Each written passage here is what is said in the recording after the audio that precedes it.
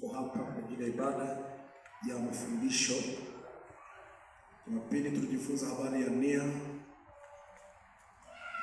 kufanya upya nia kwa mafanikio yenye tija. Kama mtu nia yake itageuzwa kuelekea kwenye uelekeo chanya, matokeo yake yatakuwa ni chanya. Badili nia, kugeuzwa nia, kufanya upya nia. Nia inamwezesha mtu kuchukua hatua, kufanya maamuzi. Huwezi kufanya maamuzi kama nia haipo juu ya jambo fulani. Ndio maana hata wakati mwingine mtu kufanya jambo baya, nia maana ameamua, ila nia ilianza, akaipalilia, naye akafanya kile kitu kwa sababu nia yake ilikuwa inaelekea hapo. Lakini kama nia isingekuwepo, hata singeweza kufanya. Lazima kumtumikia Mungu kwa nia ya kumkubali. Wanaomtumikia Mungu lazima mtumikie katika nia ile ya kumkubali, kwa maana ya kwamba unakubaliana na maagizo na maelekezo yake. Siku ya leo tujifunze habari ya kumiliki mlango wa adui zako. Baraka ya kumiliki mlango wa adui yako. Kumiliki mlango wa maadui zako ni moja ya baraka, neno la kinabii, neno ambalo alitabiriwa Ibrahim baba yetu wa imani. Akaambiwa katika baraka atakazokuwa nazo ni pamoja na kumiliki mlango wa adui zake. Kwenye kitabu cha Mwanzo 22:17, alipokuwa akitapikiwa baraka baada ya kufanya jaribio la kumtoa Isaka kama sadaka, Mungu alimbariki baraka ya kumiliki mlango wa adui. Unaweza ukawa na baraka lakini adui akiwa anakumiliki, ama mlango wa adui ukiwa huna uwezo wa kumiliki, maana yake adui ana nafasi ya kukumiliki. Kama mlango wa adui hautaumiliki, uwe na uhakika mlango wa adui unakumiliki. Sasa hii ni moja ya baraka kubwa sana ya kumiliki mlango wa adui zetu. Maneno haya yako kwenye kitabu kile cha Mwanzo 22:17. Mungu alimwambia Ibrahim kwamba nitakubariki, lakini mojawapo ya baraka nitakazokubariki ni kumiliki mlango wa adui zako. Yaani nitakupa uwezo wa kumiliki mlango wa adui zako. 17 Biblia inasema, katika kubariki nitakubariki, katika kuzidisha nitakuzidisha. Uzao wako kama nyota za mbinguni na kama mchanga ulioko pwani, na uzao wako utamiliki mlango wa adui zao. Uzao wako utamiliki mlango wa adui zao. Anabarikiwa Ibrahim na kizazi chake. Uzao wake utaongezeka, utabarikiwa, aingiapo ataongezwa, atazidishwa. Lakini mwisho wa siku hata uzao wake utamiliki mlango wa adui zao. Wewe unaumiliki mlango wa adui zako kama miongoni mwa uzao wa Ibrahim. Wewe ni Ibrahim anamuita baba wa imani. Kama ni baba wa imani Ibrahim kwako, basi wewe unahusika katika kurisi hizi ahadi ya kumiliki mlango wa adui zako. Kumiliki mlango wa adui maana yake nini? Kumiliki mlango wa adui ni moja ya baraka ambayo ukiwa nayo, basi utaona mambo mengi yanafanyika, yanafanikiwa. Lakini endapo mlango wa adui unakumiliki, haujaweza kumiliki, mambo mengi yatakuwa yanakwamishwa pale. Kumiliki mlango wa adui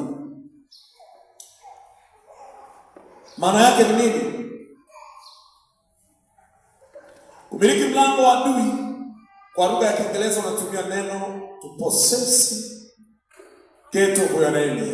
Unapossess, unamiliki geti la maadui. Maana yake huo mlango wa maadui unaweza kuwa unazuia vitu kuingia ama unazuia vitu kutoka. Unapoumiliki mlango wa adui, wewe ndio unakuwa mwamuzi, kama ndiye uliye na funguo za kuamua kipi kiingie, kipi kitoke. Kwa hiyo kama adui unaumiliki mlango wake, maana yake uko geti. Anayemiliki mlango ni mwenye funguo. Mwenye funguo anaamua kipi kiingie, kipi kitoke. Ana uwezo wa kuamua mafanikio yache au ana uwezo wa kuzuia mabaya siingie. Huyo ni Biblia inaposema ama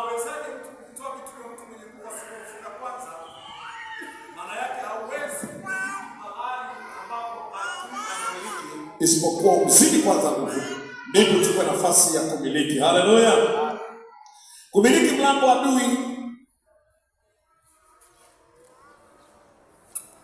ni kukaa kwenye miji iliyokuwa inamilikiwa na adui kwa kuwanyang'anya mateka, kwa kuwamiliki maadui au kwa kuwashinda maadui, ukawazidi maadui, alafu kaanza kumiliki mahali walipokuwa wamezuilia. Kuna vitu walikuwa wamevishikilia maadui. Sasa kitendo cha kumiliki mlango wa adui ina maana ni kuishi kwenye zile miliki, ukaanza kuwa mnufaika wa zile miliki walizokuwa wamezikalia wao, walikuwa wamezimiliki wao. Bwana Yesu asifiwe. Haleluya. Amen. Watu wako wataishi kwenye miji ile ambayo wataichukua mateka kutoka mikononi mwa adui. Lugha nyingine ya kusema kumiliki mlango wa adui ni kwamba watoto wako ama uzao wako, watu wako wataishi kwenye miji ambayo watakuwa wameichukua mateka mikononi mwa maadui zao. Hapo ndipo kumiliki mlango wa adui zao. Maadui ambao walikuwa kinyume cha kukuzuia kumiliki, maana yake wanamiliki wao badala ya wewe kumiliki. Inafika mahali unamiliki wewe pale, ina maana unawanyang'anya miliki hizo, alafu unakaa na kuishi kwenye miji hiyo. Ni mfano wa wana wa Israeli kule Kanaani. Kanaani wataingia pale, ni miliki ya Wakanani, Wagirigashi, Waamori na Wahivi. Lakini Israeli amepewa nchi kumiliki Kanaani. Unamilikije Kanaani wakati wa Kanaani wapo? Inabidi aende kumiliki nchi ya maziwa na asali ambayo kabla yeye kufika inamilikiwa. Kitendo cha kumiliki pale maana yake ni kumiliki mlango wa adui. Mlango ndio unaoamua kipi kiingie, kipi kitoke. Mlango ndio unaohusika na mafanikio ama kutokufanikiwa. Ni zuio wakati mwingine ndio chanzo cha mafanikio. Kama mlango umefungwa, hakuna kitakachofanikiwa au kitakachoingia. Kwa lugha nyingine ni kutawala maadui. Anamwambia your seed will conquer their enemy. Watatawala maadui zao. Kukonka ni kutawala. Utake usitake, unatawaliwa. As a command, amri kabisa kwamba hapa tunapatawala.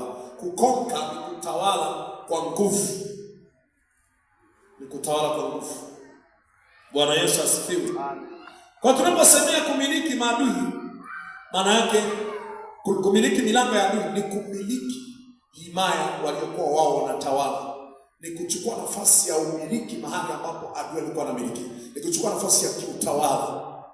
Kwa lugha nyingine wanakwambia ni kupossess stronghold of enemy. Unamiliki ngome, unamiliki kuta ambazo adui alikuwa amezungushia kitu akamiliki akazungukia.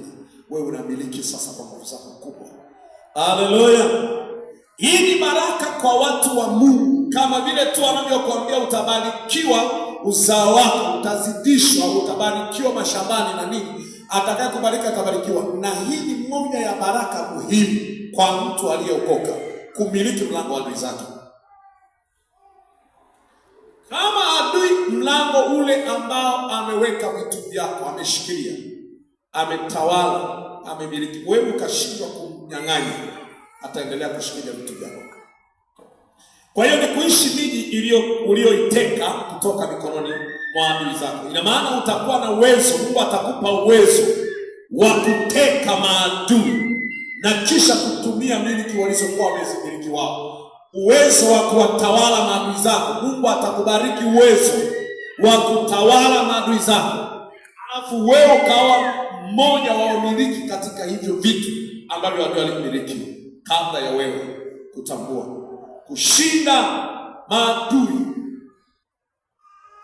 Unawashinda maadui katika miji waliokuwa wanakaa.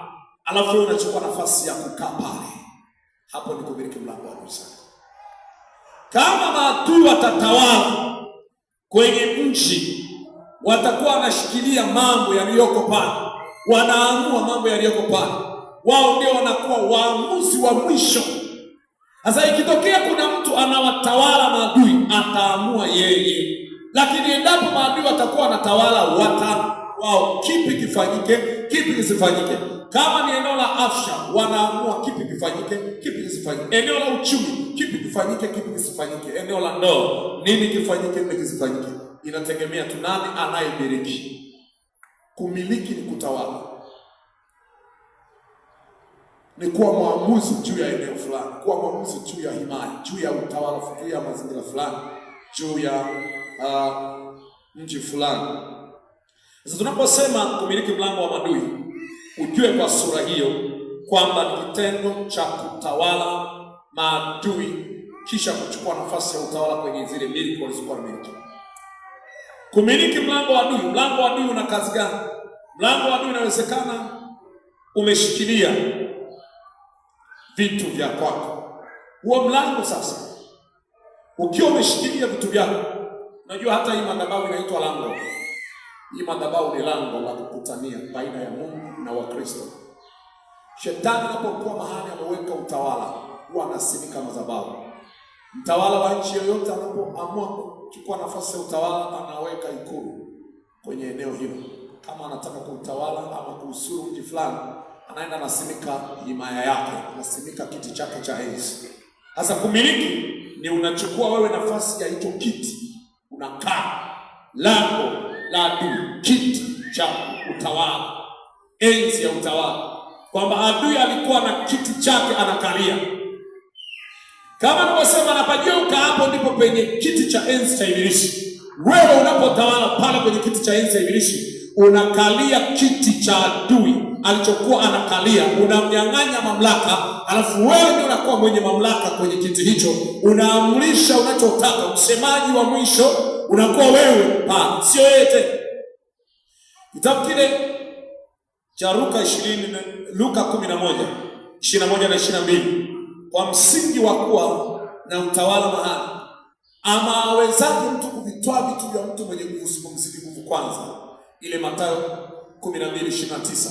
Lakini ule mstari wa 21 ile Luka, naomba tutusome. Ni neno ambalo tumekuwa tukilitaja mara kwa mara, lakini lina maana kubwa mno kwenye somo letu hili leo. Luka 11:21 nasema, ndio, mtu mwenye nguvu alindapo aliyejifunga silaha zake, alindapo miliki yake. Nyumba ni miliki yake. Alindapo nyumba yake na vitu vyote vilivyomo mle ndani ya nyumba, vitu vyake vi salama. Mwenye nguvu kuliko yeye humwendea na kumshinda, anamnyang'anya silaha zote alizokuwa akizitegemea, kisha kujimilikisha mateka, kisha kumiliki vilivyoko. Lakini mpaka anafika hapo kwenye kugawanya mateka, maana yake kuchukua nafasi ya umiliki na kuanza kugawa. Wewe hiki nakupa wewe, hiki nampa huyu achukue hiki. Yaani uwezo wa kugawanya mateka, uwezi kugawanya, maana yake zile ni miliki, ni kumiliki na kuanza matumizi upendavyo. Huwezi kuanza matumizi upendavyo ikiwa yule aliyekuwa ameviteka bado ana nguvu juu yako. Lakini kuwa na nguvu ya kumiliki mlango wa adui ni kuwa na uwezo wa kumshinda adui aliyekuwa amekalia vitu vyako, aliyekuwa ameteka, aliyekuwa ameshikilia, na kisha wewe mwenyewe kuchukua nafasi yako ya kumiliki na kutawala, huku adui aliyekuwa na miliki umemkalisha chini, hana nguvu tena, umemseta, umemzidi uwezo, umemshinda, na ndipo unaweza kutawala kwa uhuru kabisa.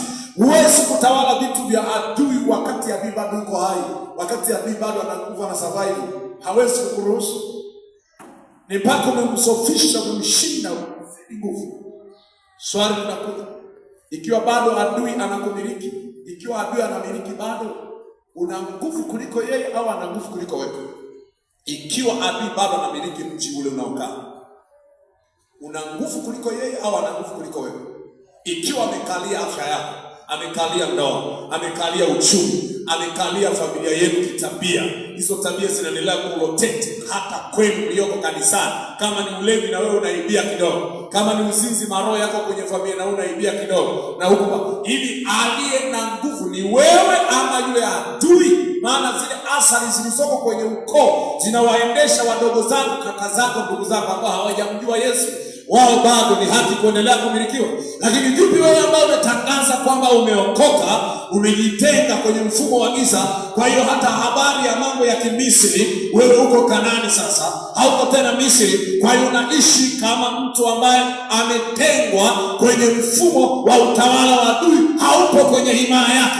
Inakuwaje nawe unakuwa miongoni? Swali linakuja, wewe unatawala au bado unatawaliwa licha ya kuwa kanisani?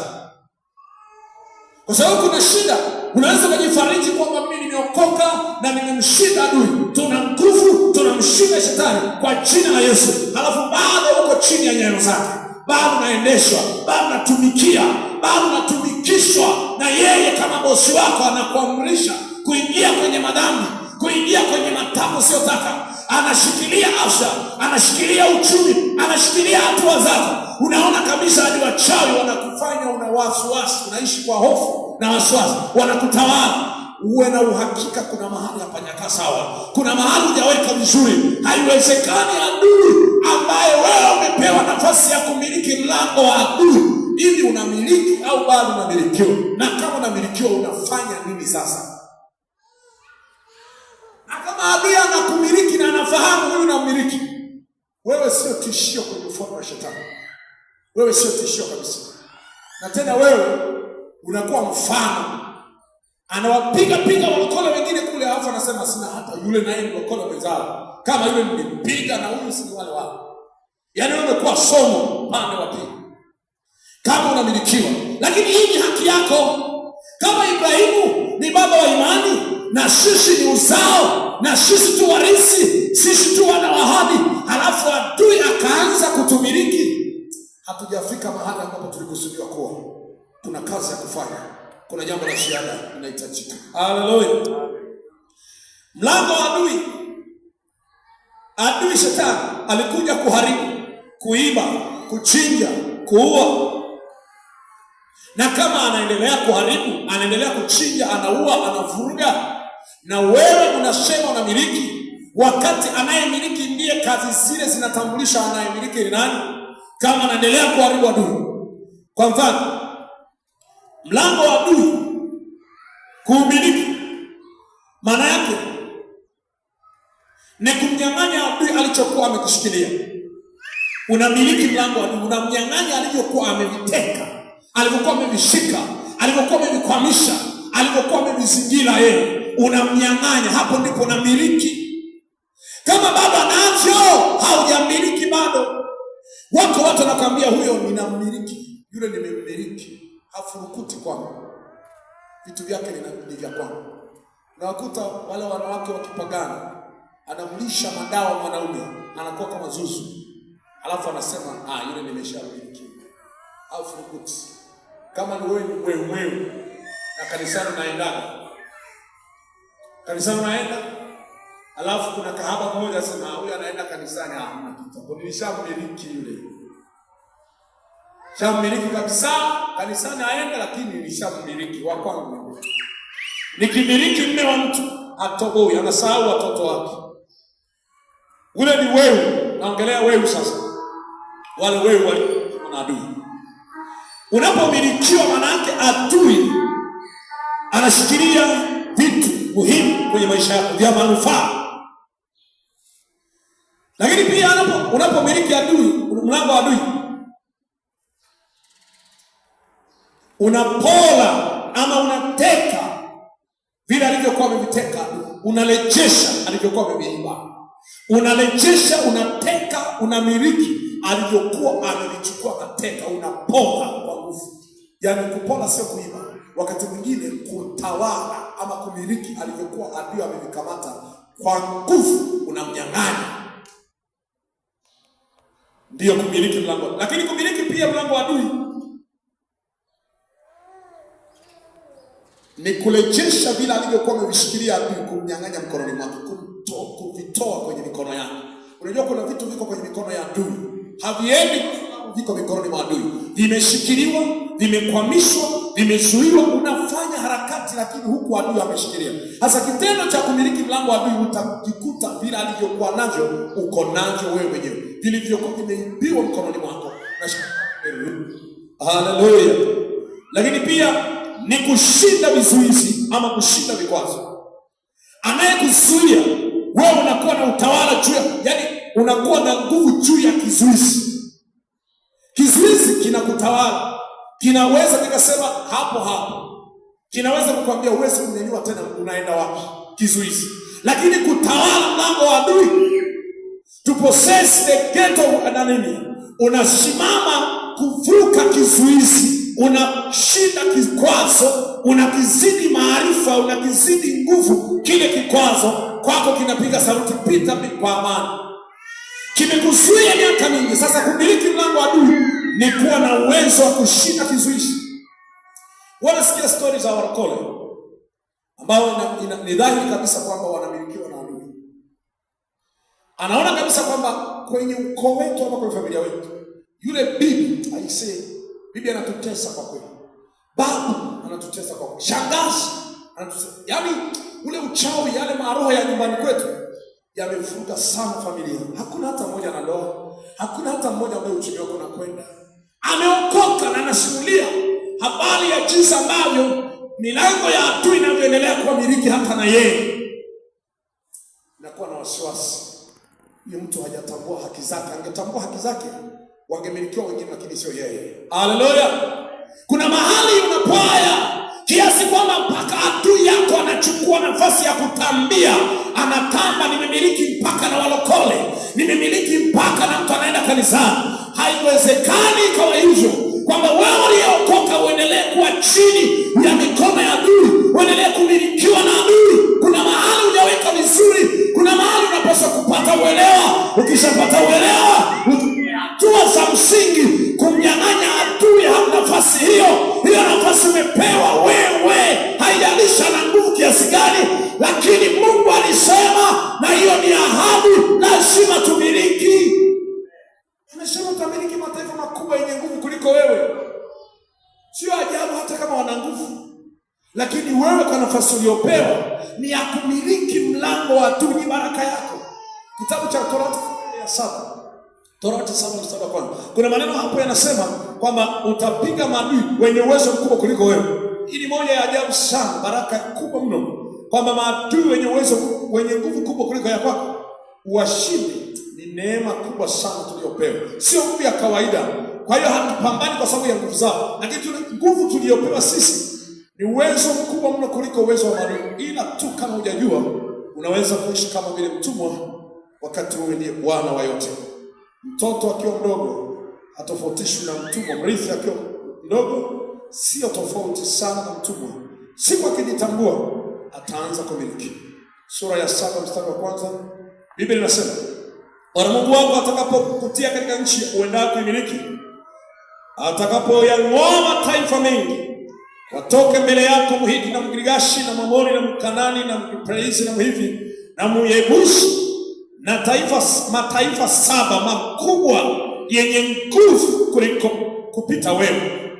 Mstari wa pili, Myebusi na mataifa 7 makubwa yenye nguvu kupita wewe, wakati Bwana Mungu wako atakapowatoa mbele yako, nawe utawapiga wakati huo, ndipo utakapowaondoa, ndipo uwaondoe kabisa. Usifanye agano nao wala kuwahurumia, wala usioane nao. Binti yako usimpe mwanawe mme, wala usimtwalie mwanamume binti yake, kwa kuwa atamkengeusha mwanao. Ona jinsi ambavyo Mungu anawaambia wana wa Israeli, na huo ni unabii, na hiyo ni ahadi yake, na huo ni uwapo wake, na hicho ni kiapo alichomwaidia Ibrahimu, ya kwamba nitawapeleka kwenye nchi fulani, uzao wako utamiliki mlango wa adui zao. Hata kama adui atakuwa na nguvu kubwa kuliko, anamwambia mataifa makubwa utayang'oa, mataifa makubwa yenye nguvu kupita wewe utayang'oa. Sio ajabu mmoja anafukuza 1000, mmoja atafukuza 1000, kwa sababu Bwana yuko mwenyewe anayewafukuza maadui. Na ndio maana kuna uwezo ambao Bwana anauachilia kwa watoto wake ili waweze kumiliki mlango wa adui. unajua maadui wana nguvu fulani, lazima akuvike uwezo, halafu uende kumiliki mlango wa adui, kwa sababu sio ile mama. Itahitajika hatua, na hatua hiyo iongozwe na Bwana. Yeye mwenyewe anasema nitakutangulieni katika kuelekea kwenye hatua hiyo ya kumiliki. Bwana Yesu asifiwe. Amen. Haleluya. Unajua ukoo wetu malizimu ni makali sana. Unajua ukoo wetu, kijiji chetu wachawi hata kabisa. Hacha. Bwana ameahidi kwamba atakumilikisha. Utang'oa majeshi, utang'oa mataifa yenye nguvu. Nitayang'oa mataifa mbele yako yenye nguvu kuliko wewe. Hofu zako tu. Haleluya. Kumiliki mlango wa adui pia ni kuwa na maamuzi juu ya mamlaka ya upinzani. Unakuwa na mamlaka juu ya upinzani. Unakuwa na mamlaka juu ya upinzani. Hapo ni kumiliki mlango wa adui. Mamlaka juu ya upinzani maana yake geti ni kikwazo, geti ni upinzani. Halafu wewe unakuwa na mamlaka juu ya upinzani. Bahari imekatiza, mto umekatiza, mlima umekatiza, belia imewekwa. Halafu wewe unakuwa na maamuzi juu ya huo upinzani. Unasema yeyuka upinzani. Unasema upinzani ondoka, pisha njia. Na inakuwa kwa sababu umepewa ule uwezo. Bwana Yesu asifiwe. Haleluya. Lakini kingine, maana yake nyingine ya kumiliki mlango wa adui ni kufungua na kufunga chochote katika miliki ama himaya ya adui. Kufungua chochote unachotaka kufungulia, unafungua. Chochote unachotaka kufunga, unafunga. Ni kuwa na uamuzi juu ya kufunga na mbele yako. Kuwa na uwezo juu ya mlango kwamba ninaamua kuufunga, ninaamua kuufungua. Haijalishi kuna walinzi, haijalishi kuna bodyguard, haijalishi kuna mnyampala, ninapita naye. Iwe kwa heri, kwa shari, kwa nguvu, kwa maelewano, lakini kwa njia zote mimi ndiyo mwenye maamuzi. Bwana Yesu asifiwe. Haleluya. Mathayo 16:18 hadi 20. Kumfunga adui na kuangusha kazi zake, kisha kugawa mateka. Huko ndiko kumiliki mlango wa adui. Kumfunga adui, kuangusha kazi zake, kisha kugawanya mateka. Hapo ni kutawala mlango wa adui, ni kumiliki mlango wa adui. Unamfunga adui kiasi cha kwamba hana namna. Mathayo 12:29, amawezaje mtu kuvitoa vitu vya mtu mwenye nguvu asipomfunga kwanza? Lazima unamfunga kwa, alafu sasa unaziharibu kila kazi zake. Kama ni minyororo aliyofunga, kama ni pingu na katakata, angeni unaanza kumiliki, unakuwa mwamuzi imari na tunaifanya hivi. Unafanya matumizi mwenyewe. Leo shetani anaweza kufanya matumizi juu ya miliki zako. Unalima anakula mwingine, hiyo ni kumilikiwa. Unafanya kazi anakula mwingine, unajenga anaishi mwingine kwenye nyumba, huko ni kutawaliwa. Unazalisha wewe matunda, anayekula anakula mwingine, mchawi anakula chuma ulete, maana yake unatawaliwa mahali. Hautajitabisha kwa kazi bure. Wewe ni mbarikiwa. Mbarikiwa hatajitabisha kwa kazi bure, atakula matunda ya kazi yake. Adui akijaribu kuzuia vitu vyako, anajisumbua, maana wao ulishapewa nafasi ya kumiliki mlango wa adui. Maana nyingine kumiliki mlango wa adui ni kumiliki funguo za ufalme wa Mungu ambazo zina uwezo wa kufungua milango ya kuzimu. Una uwezo ule ufunguo ufalme wa Mungu kumiliki mahali pote. Mbingu zinamiliki pote. Yesu akaambiwa si katika ulimwengu huu tu, bali pia katika ule ujao. Si tu utawala wa Yesu unakomea duniani. Hapana, utawala wa Mungu. Yesu alitukuzwa, Filipi 2:10-11. Juu sana kuliko mbingu, lakini juu sana kuliko, na anamiliki kila kote lilo chini, juu na chini ya ardhi, juu ya ardhi, angani. Mstari huu unajaribu kuonyesha umiliki wa Yesu kuwa hauna mipaka. Yesu aliposhuka kaburini alimnyang'anya shetani funguo. Alipomnyang'anya funguo, nini kinatokea? Na aligawa mateka, aliwapa mamlaka. Akamwambia nendeni ulimwenguni wote mkahubiri Injili kwa kila kiumbe. Baada ya kutoa mateka, baada ya kumnyang'anya adui, akawapa hawa mamlaka. Hebu tuone kabla ya kuisoma Mathayo 16 ule uwezo, kabla ya kufika hapo, tuone hii Filipi, tuone jinsi Yesu alikowekwa. Tuasome moja wa 10 na wa 11 na Filipi 10:10 inasema, ili kwa jina la Yesu kila goti lipigwe, na vitu vya mbinguni, ya duniani, sema vya chini ya nchi. Kumbe kuna vya chini, na kila ulimi ukiri ya kuwa Yesu Kristo ni Bwana, kwa utukufu wa Mungu Baba. Amen. Vilivyo juu chini ya nchi. Lakini chini ya nchi ni wapi? Chini ya ardhi. Yaani chini kule kuna maisha yanaendelea. Hapa juu tupo sisi. Halafu kule juu ufalme wa Mungu. Sasa unaona jinsi ambavyo anatawala tangu chini hata kuzimu haina nafasi. Hata kuzimu Yesu anatawala. Ana uwezo wa kutawala. Haleluya. Amen. Kama maneno magumu lakini ndivyo hivyo ilivyo. Kwamba yeye ana uwezo wa kumiliki kwa nguvu alionayo, akatawala. Hata wakati mwingine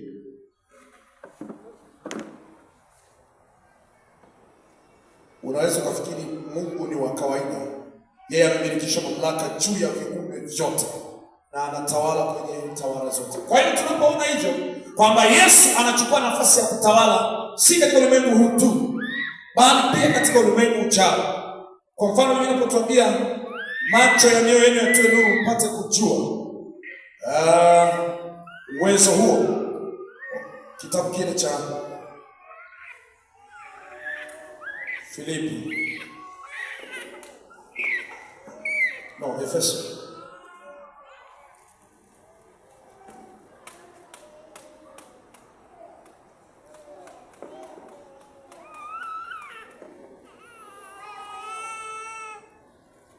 Efeso sura ile ya kwanza mstari wa 18. Macho yenu yatiwe nuru, mjue tumaini la mwito wake, jinsi lilivyo na utajiri wa utukufu urithi wake katika watakatifu, jinsi ulivyo na ubora wa ukuu wa uwezo wake ndani yetu tuaminio, jinsi ulivyo kwa kadiri ya utendaji wa nguvu za uwezo wake aliotenda katika Kristo alipomfufua katika wafu, akamweka mkono wake wa kuume katika ulimwengu wa roho, juu sana kuliko ufalme wote, juu sana kuliko ufalme wote na mamlaka na nguvu na usultani na kila jina litajwalo, wala si ulimwenguni huu tu, bali katika ule ujao pia. Akavitia vitu vyote chini ya miguu yake, akamweka awe kichwa juu ya vitu vyote, kwa ajili ya kanisa ambalo ndilo mwili wake, ukamilifu wake, anayekamilika kwa vyote katika vyote. Hiyo ni kubwa sana. Bwana Yesu asifiwe sana. Bwana Yesu asifiwe. Haleluya. Jinsi ambavyo tunaona mamlaka hii anaposema ule mstari wa 20 kwamba juu sana kuliko falme zote, kuliko ufalme wote. Akisema kuliko ufalme wote alafu akaweka koma akaendelea kuweka, maana kuliko ukuu wa aina yote, kuliko usultani. Usultani nafikiri unafahamu jinsi ambavyo unatawala. Masultani walikuwa wanatawala na watu wanafahamu masuala ya utumwa na nini. Masultani walikuwa ni aina ya jamii ya watu fulani, wanatawala. Watawala wa Kiarabu na kadhalika huwa wanachukua nafasi ya jina hilo. Ilikuwa ni jina la kimamlaka ya juu, kama vile jina la tunasema huyu ni mtemi hapa, yule ni mangi, sasa yule suru. Naye kwa namna ya nafasi ya kiutawala ni daraja la juu la kimamlaka kwenye nafasi ya watu fulani. Kwa hiyo ni juu sana kuliko ufalme. Bwana ndiye alikwezwa hivyo, aliinuliwa na kila jina litajwa. Hakuna jina la ufalme wala jina la kimamlaka wala si ulimwenguni humu tu, bali katika ule ujao pia. Akavitia vitu vyote chini ya miguu yake. Vitu vikitiwa chini ya miguu yake, maana yake anatawala. Leo kama shetani atapata nafasi kama hiyo kwako, akavitisha vitu vyake vikawa chini yake, ndoa, uchumi, afya, uzao na kila kitu, maana yake atakuwa anakumiliki. Yesu kwa lugha hii ya kwamba atatisha vitu vyote chini ya miguu yake, maana yake yeye ndiye anamiliki mwenye maamuzi yote juu ya falme zote. Sasa ili wewe uweze kutawala, mlango wa kanisa uweze kumiliki, lazima uwe na nguvu ile ya kumiliki.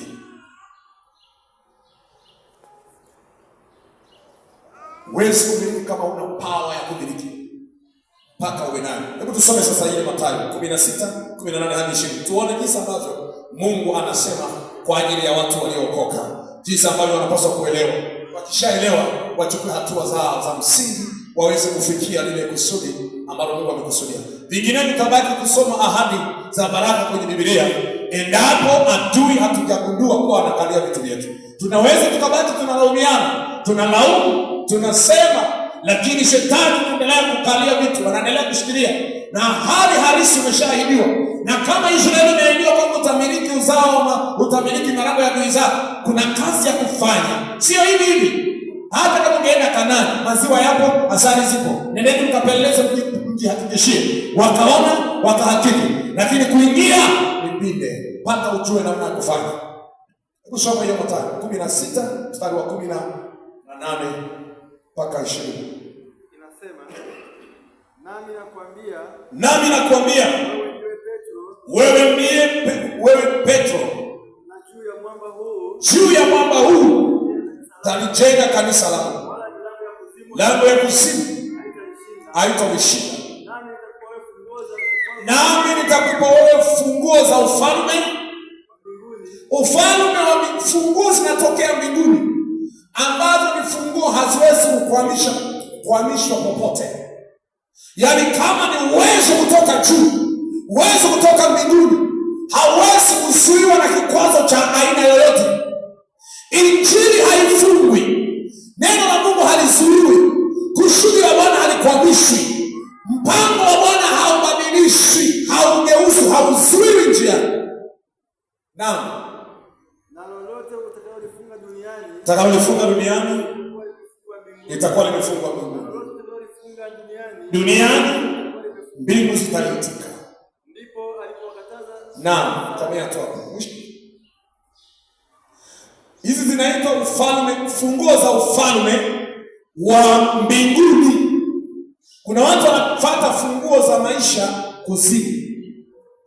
Anaenda kuzimu aombe ufunguo, aombe uwezesho. Funguo za ufalme wa mbinguni ni funguo za namna gani? Yaani maana yake ni uwezo kwenye mikono yako, uwezo unaopokea kutoka kwa Mungu mwenyewe, halafu ule uwezo ni uwezo wa kimungu, unakwenda wenyewe kufungua mbele yako. Hata ukisema leo wewe Goliati na kuua mkononi, leo Mungu anakuua mkononi mwangu, maana yake uwezo nao niliopewa mkononi mwangu ndio utakao kuua. Wanaweza wakaona kama Daudi anaua Goliati, lakini kumbe uwezo ule ambao unatoka mikononi mwa Bwana unamuua Goliati. Unaona simba ananunuliwa na Samsoni, kumbe uwezo wa kimungu, kumbe ule uwezo wa kifalme, zile funguo ndizo zinazomfunga huyu simba na kumaliza. Wewe ukafikiri ni Samsoni, kumbe ni Mungu, uwezo wa Mungu. Kumbe sio Daudi, ni uwezo wa Mungu mkononi mwa Daudi. Kwenye kitabu kile cha Isaya 22:22. Kusoma 22:22. Isaya 22:22. Anajaribu kukupa picha kwamba unapokuwa na uwezo wa kifalme begani mwako, unapokuwa na ufunguo ni uwezo.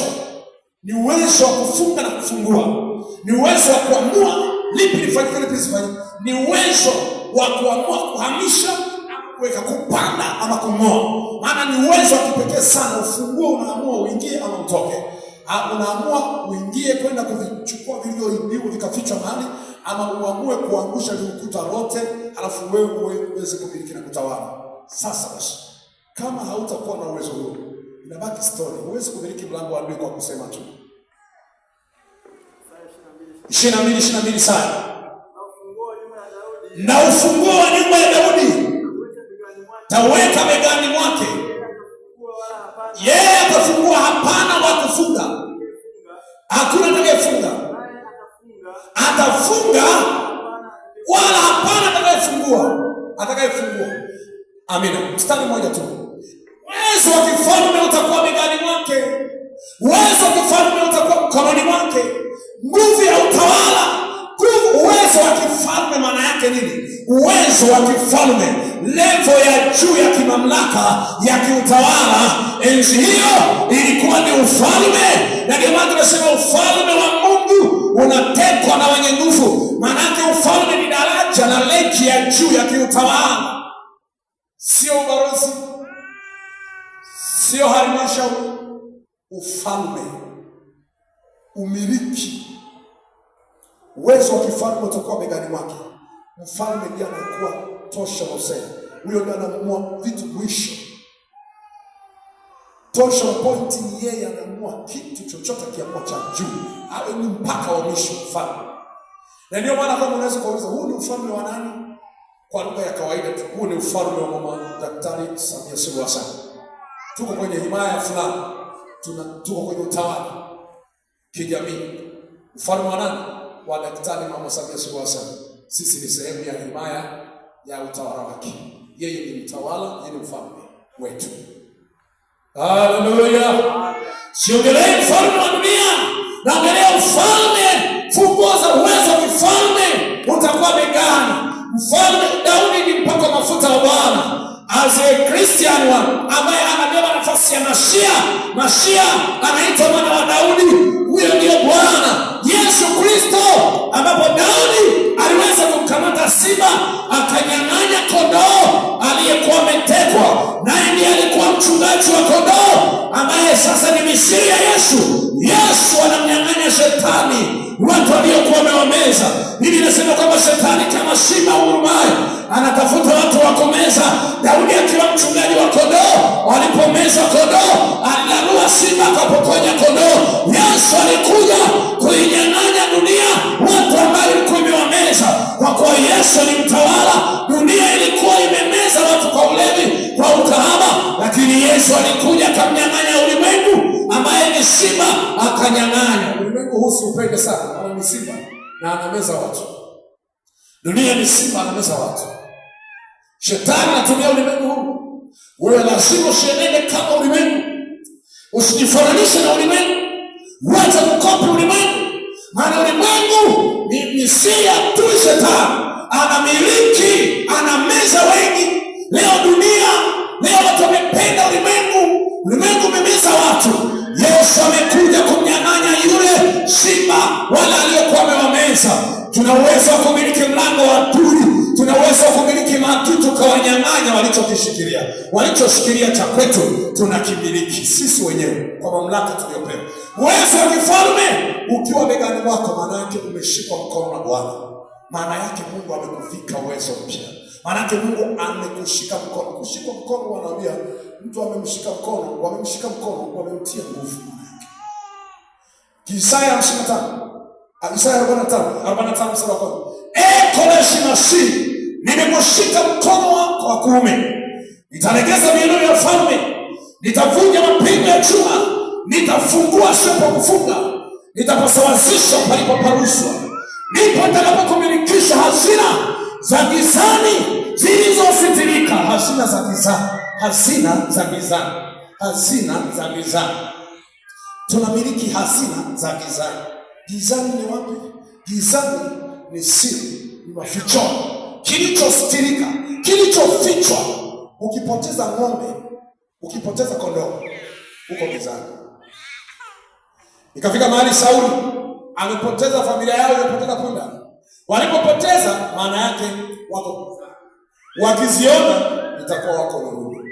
Wakati vimeshikwa mahali, vimefichwa. Biblia inasema Isaya 42 ule mstari wa 18 hadi 23, maneno yanazungumza kwamba nani aliye kipofu, nani aliye kiziwi. Sikilizeni. Lakini anasema watu hao wameibiwa, wako magerezani, wako mashimoni, wamefichwa, wametekwa, wameibiwa, wako magerezani, wamefungiwa mahali. Aliyefungiwa gizani, aliye gerezani huwa ni gizani. Usifikiri eti kwenye gereza, jamani washeni basi taa. Namna magereza ya kisasa. Lakini loka giza. Bwana asifiwe. Hakuna galoka ya umeme siku hizi tu, huu ni uswahili unakuja. Lakini gereza giza nene. Napeleka ulimwengu mwingine, hakuna madirisha. Wacha kwamba hivi nimepeleka kituo cha polisi pale, wameniweka pale. Pale si kuna nani aluminium. Lock up ya aluminium, you know lock up. Unaweza kupasua vioo, hewa ikaanza kuingia. Hallelujah. Lock up ina masinki ya choo. Hiyo sio. Ndoo, nanyea ndoo na kaa nayo hapa. Nakojoa humu harufu yote. Ndio gereza lenyewe. Bwana asifiwe sana. Yaani wewe unajifunga mwenyewe na unajitesa mwenyewe. Uchafu uliotoka mwilini wako unaanza kuwatesa mwilini. Kwa hiyo unapokuwa gerezani ama shimoni, watu wameibiwa, ndio maana unakuta mali zikishikiliwa na adui, maana yake anazificha. Na ndio maana hazina zilizostirika za gizani, adui ndiye aliyekuwa amezikamata. Ndio maana anamwambia nitalegeza viuno vya wafalme. Wafalme, watawala, ni maadui wanaomiliki vile vitu. Huwezi kuzifikia zile baraka zilizostirika kama hujashughulika na walioko getini. Ndio maana sasa utalegeza viuno vya wafalme, nitavunja mapingo ya chuma. Anafungua kwanza mageti, anapiga mlinzi, amiri jeshi mkuu wa ulinzi na usalama, ni mtawala wa eneo. Halafu wale walinzi, maaskari, wale nao wako kwenye mgongo wake. Kwa hiyo wao atakapolegeza viuno vya wafalme, maana yake mamlaka ya mtawala ni pamoja na wasaidizi wake mpaka polisi aliyeko mlangoni. Yeye ni mtume wa rais, yeye ni mtume wa ufalme. Kwa hiyo atakaporegezwa, maana yake tayari amegusa majeshi yake. Maana yeye mtawala atatumia majeshi. Ukishayateka majeshi yake, umemteka na yeye. Bwana Yesu asifiwe. Haleluya. Ni muhimu sana sasa wewe mtu wa Mungu uweze kufahamu ameyafungia mangapi adui, ameshikilia mangapi, ameficha mangapi, ameteka, anatawala, amezuia, amekwamisha, ameteka, amedhulumu vingapi, amekalia vitu vyako vingapi, amekalia afya, ndoa, uchumi, na yeye ndiye anamiliki. Lazima kumiliki mlango wa adui ambao pia umeshikilia afya. Tunakuwa na maamuzi ya kuitoa afya mahali ilikoshikiliwa. Tunakuwa na mamlaka ya kutoa uchumi, kutoa ndoa. Maana tukiwa wamiliki tutaweza kumonopolize vyote, na adui hataweza tena kuwa mtawala na msemaji juu ya zile miliki, ila sisi. Bwana Yesu asifiwe sana. Namna huu uwezo ni uwezo upi? Lazima tuangalie huu uwezo tuliopewa. Unajua, usipojua uwezo ulionao unaishi kama mtumwa. Usipojua nafasi uliyokupa Mungu ukajiona wa kawaida, utaendelea kumilikiwa. Ila kama utatambua Mungu amekurithisha na kukupa haki hii, sasa ni lazima upewe uwezo. Kama unamiliki, ili uweze kumiliki mlango wa adui, upewe uwezo. Tuangalie funguo hizi tunazoambiwa zenye uwezo wa kufungua lolote. Hizi funguo za ufalme wa mbinguni kama vile Mathayo 16:18 hadi 20 tunavyopewa nafasi. Petro ni nani? Petro ni mtume tu, ni muumini, ni Mkristo, ni mwanafunzi wa Yesu as ulivyo wewe leo. Wewe ni mwanafunzi wa Yesu. Kama Petro anawekewa hizo funguo, wewe pia nao unapewa. Tumejengwa juu ya msingi ya mitume na manabii, na sisi maana yake tunakuwa sehemu. Wale nao ni wanafunzi kama sisi, tuna nafasi hiyo.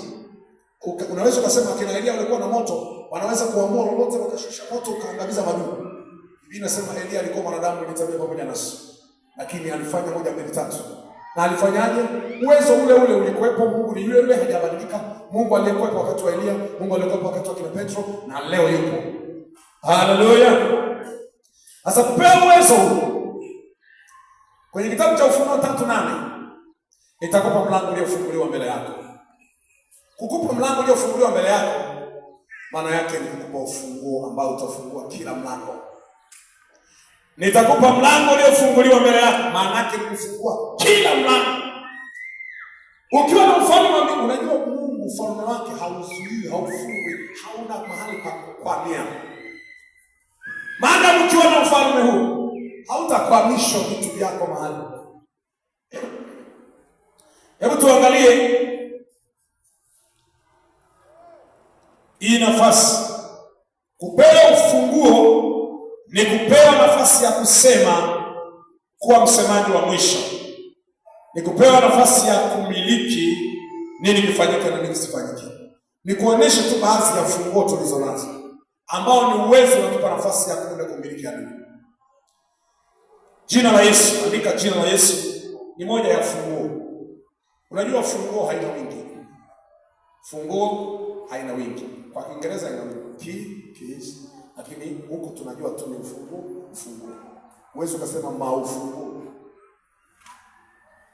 Ufunguo tu. Sasa inawezekana hiyo nafasi ya uwezo wa ufunguo ufalme wa mbinguni ni funguo nyingi, lakini ni kwa sababu mmoja basi nabaki ni ufunguo.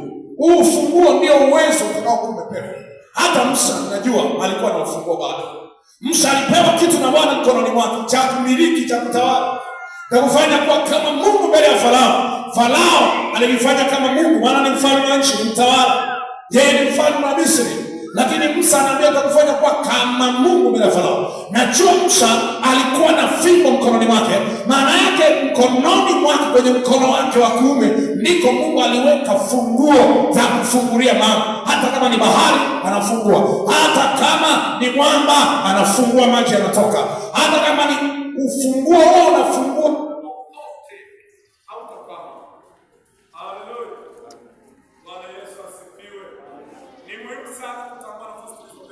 Jina la Yesu ni moja ya ufunguo tuliopewa.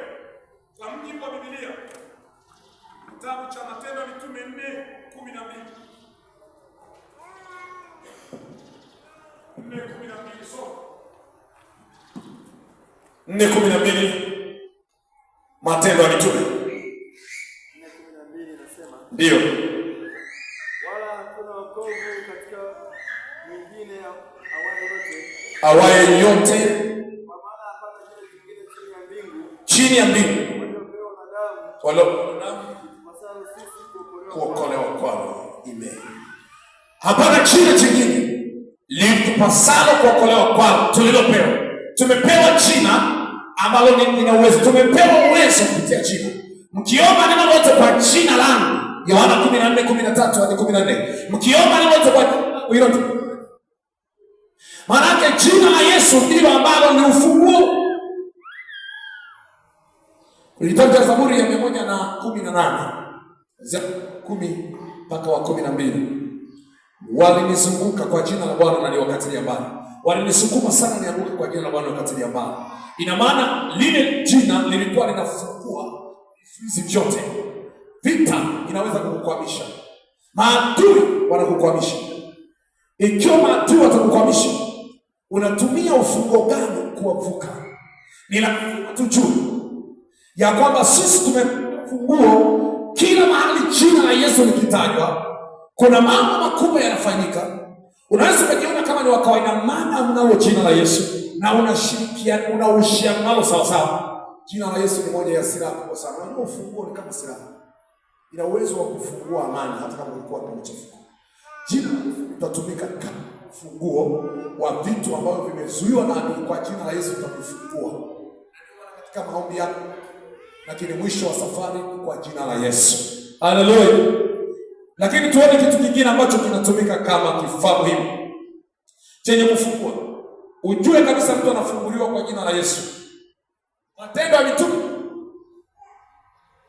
inaeleza kwamba alifunguliwa mmoja akaponywa, aliyekuwa kwenye mlango itao mzuri, alifunguliwa kwa jina la Yesu. Matendo ya Mitume, tuione Matendo ya Mitume 3, turudi 3. Tuona anawaambia, jueni leo ya kwamba mtu huyu anakwenda kwa jina la Bwana wa majeshi. Kwa jina la Yesu Kristo, huyu mtu anaenda hadi mzima kwa sababu ya jina hilo. Mtu amefunguliwa kwa jina la Yesu. Tunaweza kuwafungua watu wakafunguliwa kwa jina la Bwana wa majeshi. Alipokuwa kwenye mlango itwao Mzuri, story inaeleza kwamba wakamwambia, sisi hatuna fedha wala dhahabu, lakini kwa jina la Yesu pata kufunguliwa. uwe mzima. Mstari wa 16 Matendo 3. Na kwa imani katika jina lake limemtia nguvu mtu huyu mnayemuona na kumjua, na imani ile iliyo kwake yeye imempatia huyu uzima huu kamilifu mbele yenu ninyi nyote. Na yeye walimwambia kabisa kwamba sisi hatuna fedha wala dhahabu, lakini tulicho nacho kwa jina la Bwana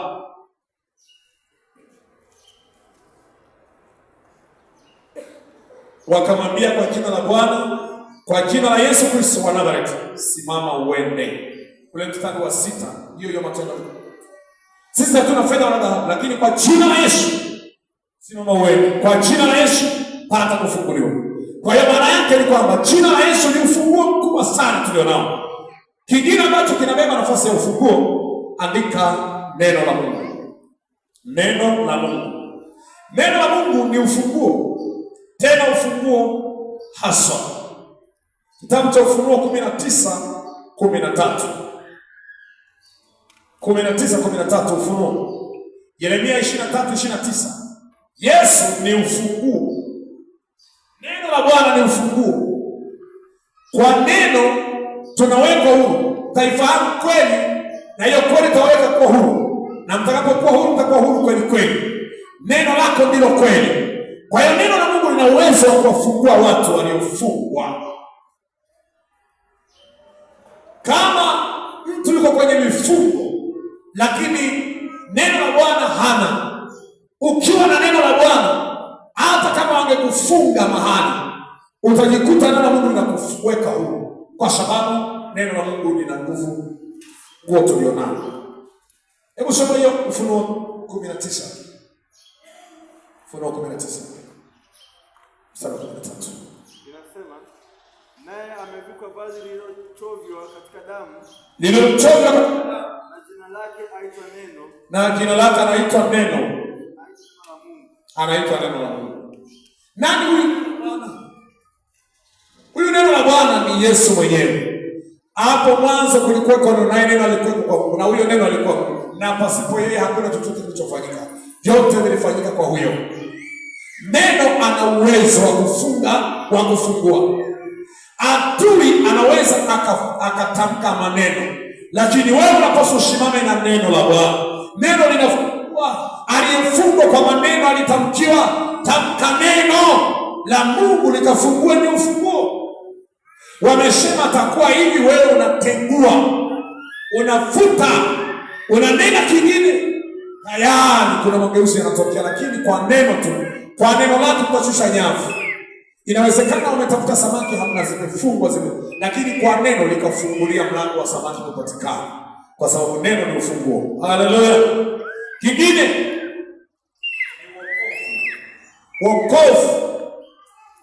wokovu, ambapo unapozungumzia wokovu, huwezi kuwa na wokovu kama hujatakaswa dhambi, kama hujasamehewa dhambi. Tunaupata wokovu kwa kusamehewa dhambi.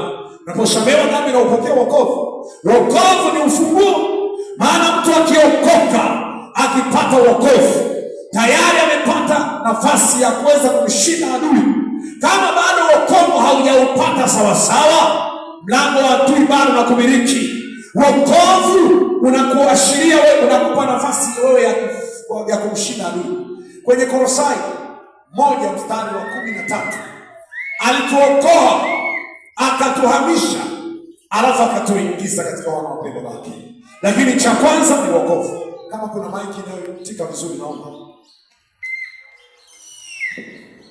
Alituokoa, akatuhamisha, alafu akatuingiza. Unaweza kuokoka. Ukiokolewa, ukipata wokovu, ndio hatua unahamishwa, alafu unaingizwa. Juzi tulikuwa na mjadala wa kuongoka. Anayeongoka karibuni, aliyegeuka hivi karibuni, inawezekana bado yuko safari ya kuhamishwa kutoka kwenye ufalme wa giza kuelekea kwenye ufalme wa nuru. Sasa kama kicheza kidogo tu, bado yuko safarini, anarudishwa upande wa pili. Aliyeokoka, basi yeye ameokoka, amepata wokovu kamili.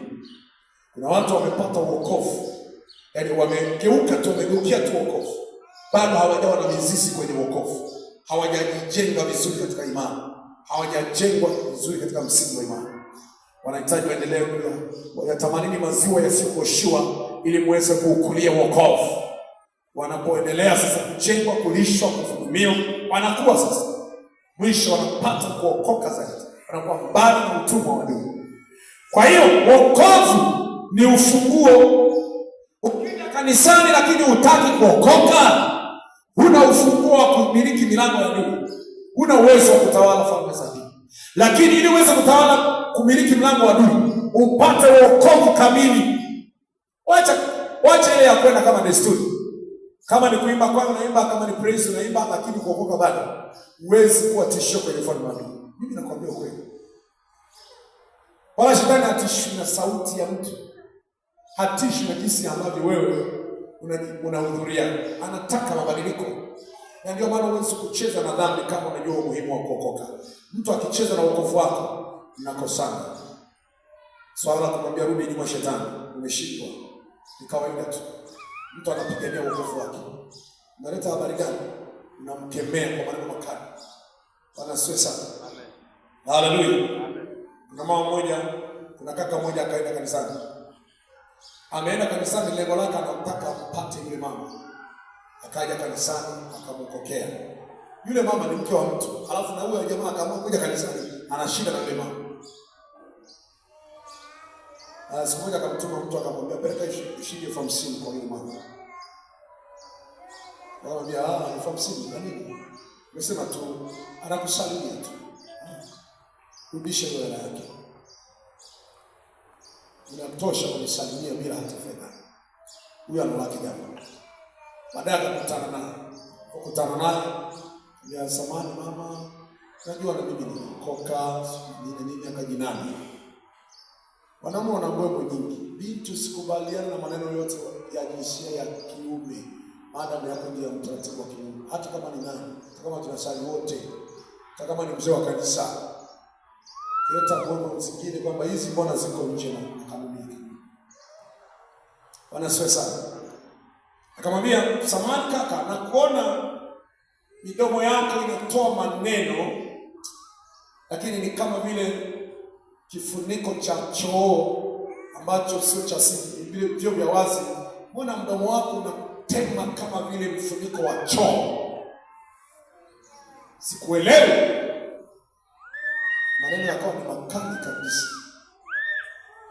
Mdomo yako inacheua kama vile tundu la choo kabisa. Vipi? Uko mzima lakini? Acha dhambi, okoka. Yule mtu alimwogopa sana yule mtu. Wapo majasiri. Unajua mtu unaweza kaendekeza uovu kwa wewe kutokuchukua maamuzi. Unacheza kwa sababu haujui muhimu na thamani ya wokovu. Ukiudondosha wokovu, umepoteza funguo, umepoteza uwezo, umepoteza nguvu ya kukusaidia. Kwa hiyo hata adui yuko na mshinda mwanzo, atakushinda. Hata yule Mungu aliyekwenda kutetea mwanzo, utamuona na kutetea. Kwa sababu umepoteza dhamana ya kukusaidia. Mungu anapoangalia unaendelea kutulia katika wokovu, ndiye anaendelea kujivunia wewe, ndiye anasimama na wewe, ndiye anakupigania, ndiye anakushindia zidi ya adui yako. Lakini ukidondosha wokovu, unabaki wewe na utateseka. Haleluya. Lazima tuze wokovu na nione funguo hizi. Unapofanya dhambi tayari unatupa wokovu. Anayetubu dhambi ni mlango wa kuingia kwenye wokovu. Unayoenda kwenye dhambi ni mlango wa kufunga kutoka kwenye uzima kuingia mautini, yaani kutoka kwenye kwenda kwenye uangamivu. Kingine ambacho ni ufunguo tuliopewa, imani tulionayo. Imani iliyotukabisa kwa. Waraka wa Yohana sura ya 5 mstari wa 4 na 5. Imani ya kushinda ni ufunguo. Kwa imani Musa alikataa kuitwa mwana binti Farao. Kwa imani haiwezekani mtu akikushinda ukiwa na imani. Kwa imani mashujaa walishinda. Kwa imani watu walipokea miliki zao. Una uwezo wa kumiliki kwa imani. Ukikosa imani hauna funguo. Bwana ametupa imani, na ukiwa na imani una funguo za kufungulia na kumiliki. Adui hawezi kutawala vitu vyako. Unaweza kusema ninakataa kwa imani, nakataa. Adui hawezi kuendelea. Ninakataa kwa njia sasa, mimi sio mgonjwa. Ninakataa hii hali sihitaji, na ikawa kwa imani. Bila imani haiwezekani kumpendeza Bwana. Imani ni ufunguo mkubwa sana. Unafungulia mambo yaliyoshindikana kwa nadharia, yameshindikana kwa elimu, yameshindikana, mtu anayapokea kwa imani. Hali haiwezekani kuvuka, lakini kwa imani unavuka. Haiwezekani kushinda, kwa imani unashinda. Haiwezekani kupata, haiwezekani kumiliki, lakini kwa imani unakuona unamiliki. Haleluya! Imani ni ufunguo mkubwa sana. Kingine ambacho ni ufunguo, neema iliyo juu yako. Neema iliyo juu yako Mungu aliyokupa ni ufunguo mkubwa sana. Ebrania 4 mstari wa 16. Esta sura ya 2 mstari wa 17. Esta sura ya 2 mstari wa 17. Esta alipata kibali au neema.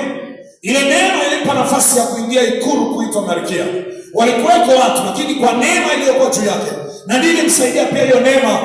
Kile kibali ndio kilisaidia pia wale Wayahudi wasiangamie. Akafunga ile mauti, akafungulia uzima kwa Wayahudi, akafungulia mauti kwa Hamani, kwa sababu ya neema iliyokuwa juu yake. Maana yeye ile neema iliyokuwa juu yake ilikuwa na nafasi kubwa ya kulibeba taifa, ya kuwabeba Wayahudi wenzake. Kwa sababu hiyo neema iliyokuwa juu yake ilimpa nafasi ya kuweza kuingia lango wa ikulu. Bila neema huwezi kuingia. Kwa hiyo neema ilimpa nafasi ya kuingia ikulu na kwenda kubadilisha yaliyokusudiwa.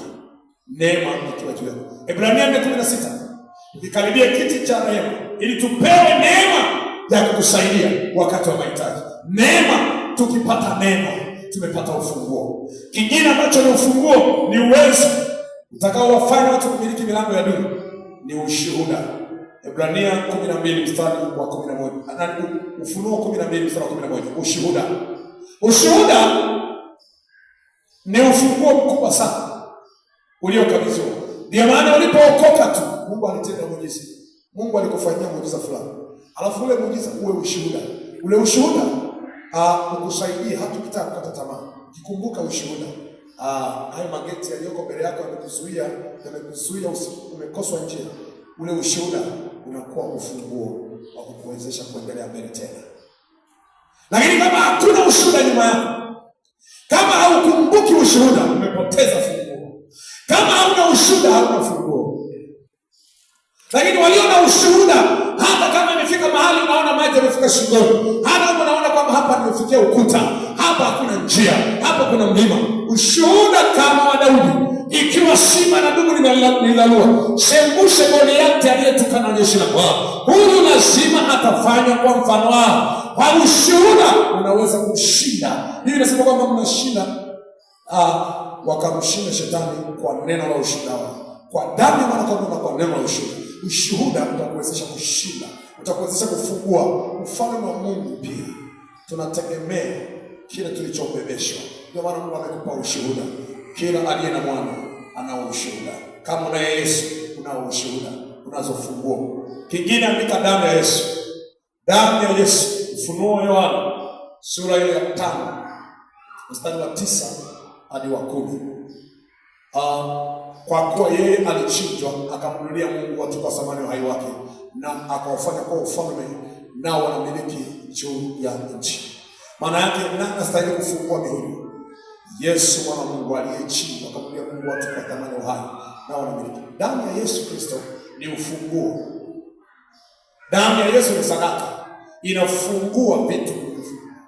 Kwa njia ya toba, mtu anahitaji damu ya mwana-kondoo, inafungulia mambo fulani mapya kwake. Lakini damu ya mwana-kondoo inafunga uhalali wa adui kuwa juu yako.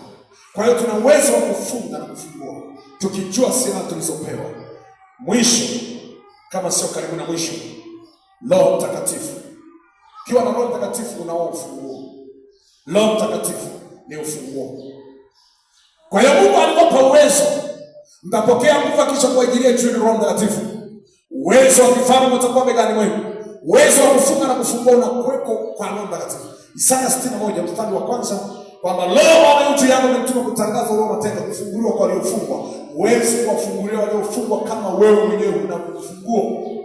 Roho Mtakatifu atakapokuwa juu yetu, Roho Bwana yu juu yetu, akiwa juu yako, ndipo unaweza kufungua palipofungwa. Maana yake anayefungua ni yule Roho aliyekuwa juu yake. Roho Mungu akikuatamia, unaweza kwenda kufungua palipofungwa. Unawafungulia waliofungwa, unatangaza uhuru wa mateka, maana wewe ndio unayemiliki. Kwa hiyo Roho Mtakatifu bado ni ufunguo wa kufungua palipofungwa. Ni ufunguo unatuwezesha kufunga asiwepo kufungua. Kuna mambo akisema Roho inakuwa. Kwa hiyo ukiwa na Roho Mtakatifu, una nguvu, una uwezo mkononi mwako, unaoweza kukuwezesha kwenda na kufungua vifungo mbalimbali, kwa sababu Roho Mtakatifu akiwa juu yetu tutafungua vifungo. Akina Petro baada ya kujaza Roho Mtakatifu ndipo walipokutana mtu huyo pale kwenye milango, wakatangaza kufunguliwa kwake, akamwambia inuka uende kwa jina la Yesu. Lakini wana Roho Mtakatifu. Tunaona mara kwa mara Paulo na Petro akijaa Roho Mtakatifu mambo yalitokea. Paulo akijaa Roho Mtakatifu akamwambia yule mjakazi mwenye pepo la uaguzi. Petro akijaa Roho akamwambia yule Simoni mchawi. Kwa hiyo unapokuwa umejaa Roho, Roho Mtakatifu ana uwezo wa kufungua vifungo. Akiwa juu yako, basi kuna mambo yanafunga. Kwa hiyo kuna roho zimekufunga, utahitaji Roho Mtakatifu aje juu yako, atafungua. Kuna maroho machafu yamefunga maisha ya watu.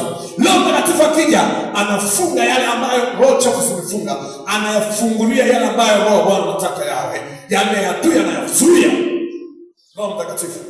Kingine ni maombi. Maombi. Mathayo 21:22. Maombi. Matendo ya Mitume sura ya 16 mstari wa 25 na 26. Matendo ya Mitume 12 mstari wa 5. Petro alipokuwa gerezani, kilichomfungua ni maombi. Maombi ni ufunguo, ulifungua gereza. Wakati Paulo yuko gerezani na Sila, wakati mmemfunga mtu ambaye anafungua, unamfunga mtu ila anafungua, hujamfunga. Yaani ukimfunga mtu kwenye milango yako, kwenye mageti ya shetani, akafichwa kule, alafu akafungua. Bwana Yesu asifiwe sana. Haleluya. Eti mimi na mlango wa kitasa, alafu kule ndani kuna ufunguo, na huko nje kuna ufunguo. Aliyetoka nje akanifungia kile kitasa, alafu na mimi ninayo funguo nyingine ya kitasa kile kile niko nayo kule ndani. Nimefungwa kweli hapo? Saa yoyote nikitoka naondoka. Haleluya. Ukiwa na maombi, ukiwa na Yesu, ukiwa na imani, ukiwa na Roho Mtakatifu, maadui wakakuteka, wameteka mwenye funguo, hawajaweza. Kwa sababu kama watakushikilia, wakashikilia vitu vyako, na wao unazo funguo, vitu vyako viko salama, maana wewe una maamuzi ya kuvibeba, ya kuvihifadhi, na una uwezo wa kuzuia visizurike. Maana si unafungua tayari. Shida ni kufungwa halafu hauna funguo. Paulo alipokuwa amefungwa gerezani, funguo anazo. Wamemfungia na funguo anazo. Naomba wakiweza wakunyang'anye funguo zako, halafu wakuweke ndani. Hapo wamekuweza. Lakini kama unazo, hawajaweza kitu. Ndio maana yuko kwenye tundu la simba, ila anazo funguo za kuyafunga makano ya simba, atayafunga tu. Wamemweka kwenye Shadraka na Meshaki, lakini ana uwezo wa kufunga huo moto na kuizima miali ya moto ya yule mwovu. Anazima tu, anazofungua.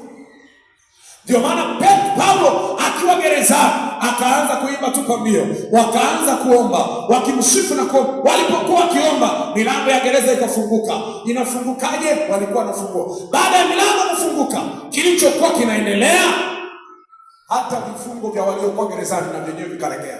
Nani alijilegeza? Mimi nikafikiri naomba tu mlango ufunguke na minyororo ya Paulo peke yake ilegee. Kwa nini na wale wengine wote? Kuna mtu ana funguo mle. Maombi ni ufunguo, unafungua mageti. Ndio maana wakati Petro akiwa gerezani, lindo la kwanza, geti la pili na la tatu mpaka na la chuma likawafungukia.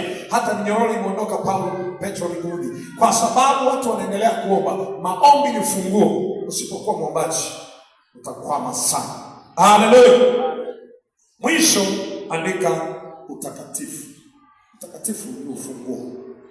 Madhambi, ndugu yangu, sio ufunguo, ni kifungo, ila utakatifu ni ufunguo mkubwa sana. Ufahamu ni muhimu sana, kufahamu kwamba ufahamu wa mtu akifahamu tu ya Mungu anaweza kufanikiwa zaidi. Tunapoelekea kumaliza, shida iko wapi? Kwa nini sasa watu hawamiliki mlango wa adui zao, bali mlango wa adui unaendelea kuwamiliki wao? Ni ajabu mlango wa adui kumiliki wateule badala ya wateule kumiliki mlango wa adui. Kuna shida iko hapo. Shida ni nini? Kuna shida mahali. Biblia inasema kwenye kitabu cha Mhubiri sura ile ya 10:7. Kuna tatizo liko mahali.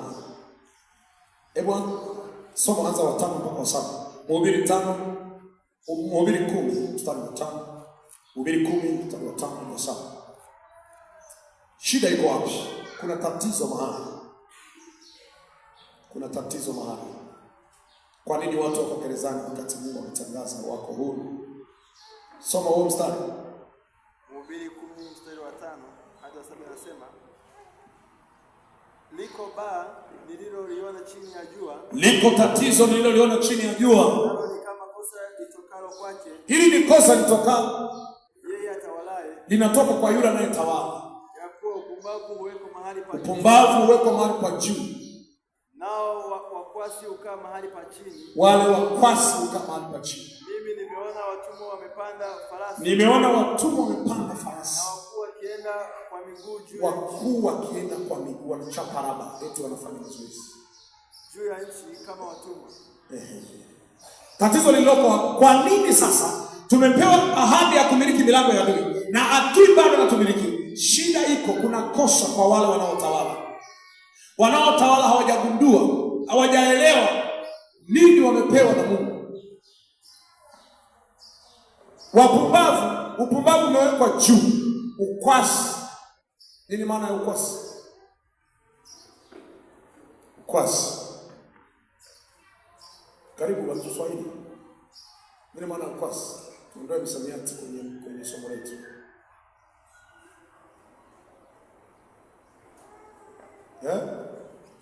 Ndio. Ni utajiri. Sio utajiri wa kawaida, ni wa viwango. Kwa sababu ufukara na umaskini inawezekana vikawa na utofauti. Ufukara, vice versa ya ufukara, ukwasi. Ufukara, ukwasi. Umaskini, utajiri. Ukwasi, utajiri. Sasa anasema upumbavu. Kumbe inawezekana, kwani upumbavu ni kinyume cha utajiri? Jamani, upumbavu ni kinyume cha utajiri. Kwa nini inawekwa upumbavu unawekwa juu alafu ukwasi unawekwa chini? Kumbe inawezekana kuwa maskini ni upumbavu. Ni mtazamo wangu. Inawezekana kuwa maskini ni upumbavu. Yaani kuwa fukara. Ufukara. Unajua umaskini ni nafuu. Ufukara ni zaidi ya huo. Ufukara ni kiwango kingine. Kuna mtu mmoja alikuwa na msamiati yake ya Kisukuma. Gwengwenya, maskini wa kutupwa. Sasa ukianza msamiati ya Kisukuma hapa mtamkimbia. Gwengwenya, nishawahi kusikia wapi?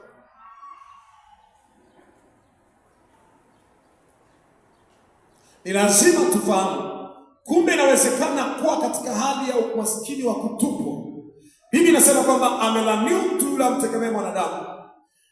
Ni kama fukara nyikani, hataona mema hata atakapotokea.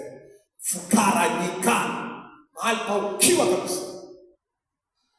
Kwa hiyo wakati mwingine kutokuwa na ufahamu kutampeleka mtu kwenye umaskini. Ni kosa nililoliona kwa watu, liko kwa watawala. Upumbavu uko juu, lakini ukwasi uko chini. Anarudia statement ya pili ya kwamba watumwa wamepanda farasi, wafalme wanatembea kwa mguu, watawala wanatembea kwa mguu. Waliopaswa kupanda VIT, sijui makruza hayo magari ya viwango, walipaswa hawa walokole hao. Lakini walevi na wapagani kondo wanapanda sasa. Shida iko wapi? Kwani funguo walipewa wao, si wewe? Kuna tatizo mahali ambalo linapaswa kushughulikiwa, ambalo pia ni kwanza ni uelewa wao. Ni uelewa wao, wanafahamu nini alichosema Mungu juu yao, wameahidiwa nini na Mungu wao, wanapaswa wafanye nini hapo, waishi ili waweze kufikia zile hapo. Je, wanamiliki mlango wa adui au maadui wanamiliki mlango? Maadui wanatembelea miliki za watu. Mlokole anasema nyota yangu wameniibia. Kweli. Yaani huyu alikuwa anapiga vizuri kabisa. Nyota yake imeshikiliwa na mashetani. Wana mpango wa kutoa. Huyu anataka kutolewa Freemason kabisa. Na ni mlokole. Inakuaje mlokole mpaka naofia? Aisee, ametupiwa mashetani. Ameingizwa kwenye orodha ya kutolewa kafara na wazazi wake. Kafara. Yaani wewe kama ni kafara ni najisi. Uwezo katoa kafara ya zaidi yako. Yaani kafara wao wanaziangalia kama inakubalika au haikubaliki. Wewe haukubaliki. Umechomwa kwenye damu ya Yesu, alafu kama kafara. Umekula meza ya Bwana, umekula na mwili wa Kristo, ukanywa na damu yake, alafu uwe kafara. Never happen. Ni uelewa tu, shetani anacheza na akili yako. Wewe ukaogopa mchawi, amechota miguu yangu. Wewe hujawa na uelewa tu juu ya nafasi uliyopewa. Kwanza hata wakiliingiza jina lako kwenye orodha ya watu kutoa kafara, kazi zinasimama mwezi mzima za utoaji wa kafara, hata za wale wengine. Wakishalipitisha tu jina lako kwamba huyu sasa ataingizwa kwenye orodha, kuzimu inatikisika yote. Kwamba mnambeba huyu mtu na funguo zake, akija huku ataondoka na vitu vya huku. Kwa sababu una uwezo wa kufungua popote, hawatakuzuilia mahali, ila utawaletea shida, utaharibu vitu vyao. Kwa lazima watu wakitambue, ndipo waweze kufikia mahali pale pa umiliki. Ufunguo aliokupa Bwana ni silaha kubwa ya kusababisha mambo kutokea. Ufunguo aliokupa Mungu ni silaha moja kubwa sana yenye uwezo kusababisha mambo makubwa. Ukitekwa, silaha unanyang'anya. Linda sana wakikuteka, wasikunyang'anye silaha, wasikunyang'anye ufunguo. Baki na ufunguo ili uwe salama. Tunakwenda nini kifanyike sasa? Tunazo funguo, tufanye nini ili kumiliki? Cha kwanza, ili uweze kumiliki, ondoa uhalali wa adui kumiliki. Ondoa uhalali wa adui kumiliki. Unataka kumiliki mlango wa adui? Mnyime uhalali, ondolee uhalali, msemee. Wakati mwingine hujajua, unapofanya toba kama kuna dhambi mahali, unamnyima uhalali adui wa kukushtaki. Anakosa sababu ya kukushtaki, anakosa sababu ya kukushikilia. Maana utakuwa una haki, huwezi kubaki kizuizini. Toba ya kweli, kufanya toba, lakini pia kuiachilia damu ya Yesu, kuipaka damu ya Yesu kwenye milango ilikuwa inazuia adui kuingia. Na una uwezo wa kumnyima nafasi na adui kumwondolea uhalali kwa kutaja haki zako, kwa kumzofisha kwa neno. Yeye anaweza akatumia maneno. Imeandikwa, unasimama kwa neno la Bwana, kumnyima nafasi ya madai kwamba huna chako. Imeandikwa, amesema imeandikwa, kamwambia imeandikwa hivi, wa kusujudiwa ni Mungu peke yake wala sio wewe. Imeandikwa hivi, usimjaribu Bwana Mungu wako. Kwa neno la Bwana, ufahamu juu ya neno la Mungu utakusaidia kumjibu, hata kama atakuwa anakuhubiria wewe ni mtumwa, wewe huwezi kutoka, wewe huwezi kufanya hivi. Wewe unasimama na neno. Wewe shetani anawahubiri watu kwamba wewe haya maagano huwezi, rudi tu kwetu, njoo tu sujudu, nenda kwenye makaburi ya babu zako, utawaweza babu zako. Haleluya. Tumia nafasi uliyopewa na Bwana. Lakini eneo la pili, pigana na waliokuwepo kwenye miliki. Unajua kuna wakati wa kubeba silaha kwenda kupigana na walioshikilia mlangoni, kama tulivyoona kwenye kitabu cha Isaya 45 mstari wa kwanza hadi wa 3. Hebu tuone pia Amos 9. Amos 9 mstari wa kwanza hadi wa 5.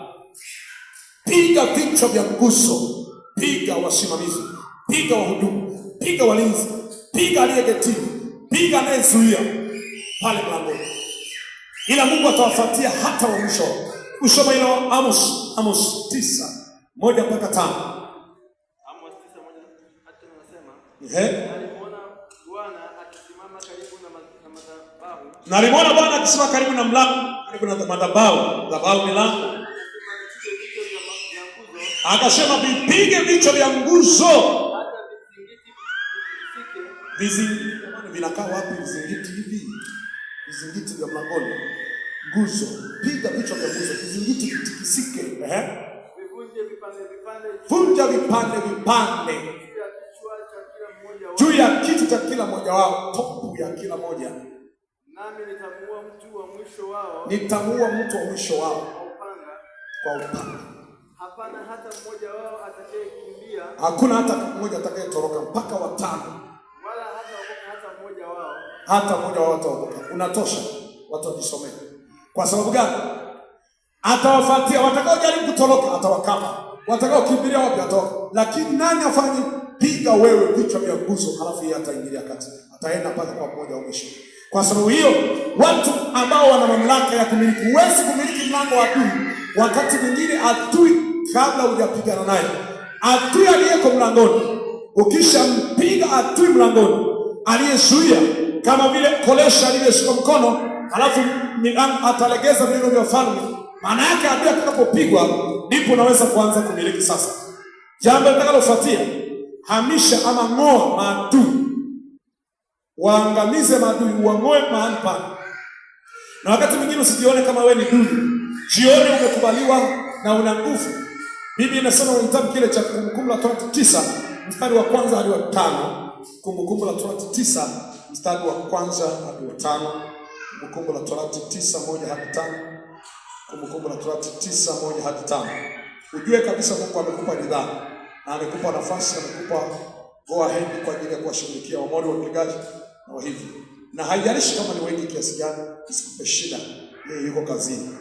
Sikiliza, Abu Shetani anasema, sikiza Israeli, hivi leo unataka kuvuka Yordani uingie kwa kuwamiliki mataifa yaliyo makubwa na yenye nguvu kupita wewe, miji mikubwa iliyojengewa kuta hata mbinguni, watu wakubwa warefu, wana wa Anaki, wajuao, uliokuwa ukisikia wakitajwa hivi. Ni nani awezaye kusimama mbele ya wana wa Anaki? Basi jua siku hii ya leo kuwa Bwana Mungu wako ndiye atanguliaye kuvuka mbele yako. Kama moto uteketezao ataangamiza, tena atawaangusha mbele yako. Ndivyo utakavyowafukuza na kuwapoteza upesi, kama ilivyoandikwa, kama alivyokuambia Bwana. Usiseme moyoni mwako kwamba Mungu wako atakapokwisha. Usiseme moyoni mwako Bwana Mungu wako atakapokwisha kuwasukumia nje mbele yako, ukasema ni kwa haki yangu alivyonitia Bwana niimiliki nchi hii. Kwani ni kwa ajili ya uovu wa mataifa haya Bwana awafukuza nje mbele yako, si kwa haki yako wala kwa unyofu wa moyo wako, hivi uingiapo kuimiliki nchi yao, lakini ni kwa uovu wa mataifa haya Bwana Mungu wako awafukuza nje mbele yako, tena apate kuliweka imara hilo neno Bwana alilowaapia baba zako Ibrahimu na Isaka na Yakobo. Bwana Yesu asifiwe. Haleluya. Anasema sababu ya hawa maadui kuwafukuza, kuwang'oa, kuwahamisha, sio kwa sababu gani? Ni kwa sababu ni waovu. Kumiliki mlango wa adui, kumtawala adui na kumshambulia aondoke, kinachokusapoti yeye ni mwovu, ni msulumati, ni muonevu, ni mnyanyasaji, ni mwizi, ni mharifu. Kwa hiyo ukienda pale kumiliki mlango na kumpiga adui, Mungu atakusapoti, maana wale ni waovu. Kigezo hicho pia ni kikubwa sana. Ndio maana Daudi alisemaje? Huyu mtu amemtukana Mungu, mtu asiyetahiriwa amemtukana mpaka Mungu. Leo Mungu anamuua mkononi mwake. Anajipatia ujasiri kumshambulia Goliati, kwa sababu Goliati kwanza ni mharifu mbele za Mungu. Kwanza ni mchafu. Ndio maana anayeharibu hekalu la Bwana ataharibiwa. Anayewagusa na kugusa mbona jicho lake. Biblia inasema kwamba aliandaa madhara yatakuwa kwake. Aliandaa mauti narudi kwake. Achimbaye shimo anadumbukia. Ina maana Mungu anajali na kuthamini haki. Hao waovu, hao maadui hawezi kuwasapoti kuendelea kukukalia wewe, maana ni waharifu. Hata kukukalia ni kugusa mbona jicho lake. Hata kukushikilia wanakwamisha hatua za wewe kuendelea kufanya kazi ya Bwana. Atawafukuza kirahisi. Uchukue nafasi ya kuwashambulia wale waliomiliki. Mungu atakusapoti kwa sababu hata hawana haki, maana ni waovu. Shida tena nyingine, wewe mwenyewe ni muovu kama wao. Utawafukuzaje? Wewe mwenyewe unafanya uovu, unafanya uhalifu wa amri za Mungu kama wanavyofanya wao. Utapataje ujasiri wa kufukuza? Utakoswa nguvu. Unamiliki mlango wa adui kwa silaha ya utakatifu. Wewe ni mchafu, unamiliki vipi? Haitakuwa, itabaki story. Haleluya. Sababu nyingine ya Mungu kuwahamisha maadui ukisimama wewe, sababu nyingine ni kwa sababu ni ahadi.